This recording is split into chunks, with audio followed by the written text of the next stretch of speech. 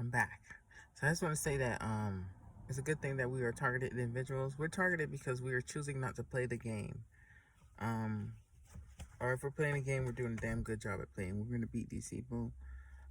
These people, even the people who are joining in the gang stalking, they are gang stalking them as well. Like I said, it's a big Truman Show, big video game, big reality show. Um, some examples is my ex husband Rafael Urias, Urias. He's a landscaper in Florida, and this man was being gang stalked when we first met. He was working for these people. When we first met, as you can tell, landscapers work for the gang stalkers, and he just happened to be one, which I did not know at the time, but he was a gang stalker. He was being gang stalked by his church. He was a Jehovah's Witness, and he was a sexual deviant, probably a pedophile back then. But he was a sexual deviant. He was cheating on his wife, and he didn't want to work it out. So he was in the church, because the churches are cults, and they give you like a feel of community, a feeling of belonging. And if you kind of like step outside what they want you to step outside of, they're going to excommunicate you, which is what they do in gang stalking. They give you this feeling of community and all this kind of weird shit. And if you step outside of the normal parameters, or if you get too wise, they start to excommunicate you. So this man was kicked out of his church. All the friends they had stopped talking to him, like all the friends, and things of that nature. But the thing is that the mother, gang stalking, this is when they say gang stalking goes back to childhood. His childhood was pretty weird. First thing first, his mom, in order for him to get into a private school, his mom had sex with the priest. It was like a Catholic school, and the mother had sex with the priest, and he got into the school. And all the kids in the school would beat him up. All of the kids.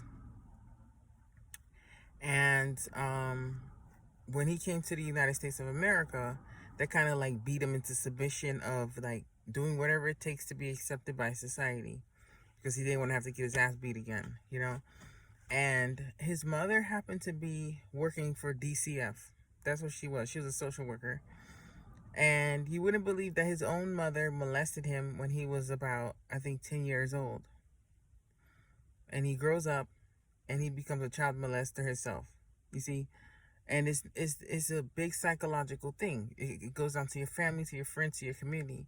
The thing is that he was molested by his mother. He was forced to still live with his mother. He tried to go to get help in some sort of like group where he talks about sexual abuse. And in the group women were gang stalkers themselves, and they were saying that they were uncomfortable with him, so he had to get kicked out of the group.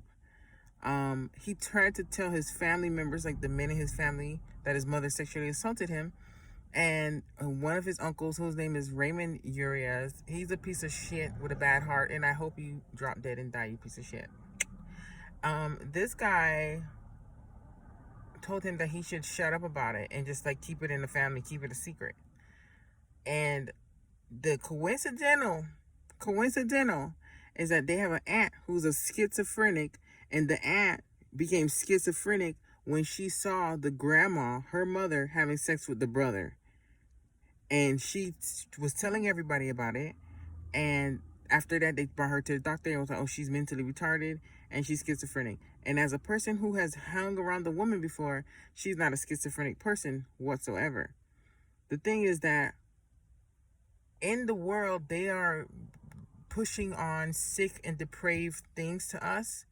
And whenever you don't accept what society's norm is, they're frying your brain with voice-to-skull technology and driving you crazy. And then they're saying, oh, you're schizophrenic, let's give you some medication in order for you to seem like a normal person. So this guy here had been gang stalked his whole entire life, and it was generational. And everybody was a part of the system. He's a landscaper, but he was being gang stalked, and he's even being gang stalked as we speak. You know what I mean? Even his uncle is a guy working for pest control, and for some reason he could never keep a employee. It's not that he can't keep an employee. It's that all the employees are fucking gang stalkers themselves, and they purposely sabotage his business because that is their job. You understand what I'm saying? Then the mom molesting him, the family telling him that, to just shut up about it. I mean, like, it's just one big fucking cesspool of poison in America and the world in general. And then they just keep repeating, repeating, repeating. Like, it's to the point I met this girl whose dad worked for the sheriff's office when all this kind of started.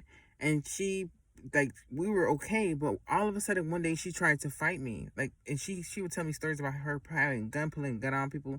And she tried to fight me for no reason. And she tried to reach for her purse. I grabbed that whole purse so quick. I said, bitch, you gonna fight me? You gonna fight me with this motherfucking bag on the side. And I put that bag inside my house, locked the door, and I said, all right, bitch, let's fight. The girl was like, bitch, if you want to fight me, let's go. Bitch, you already told me to pull the motherfucking gun out. Bitch, you ain't gonna be shooting nobody today, bitch. I'm finna beat your ass. You feel me? And we did not fight. But moral of the story is that same night the girl's car was repoed. And she's a gang stalker herself. You understand? This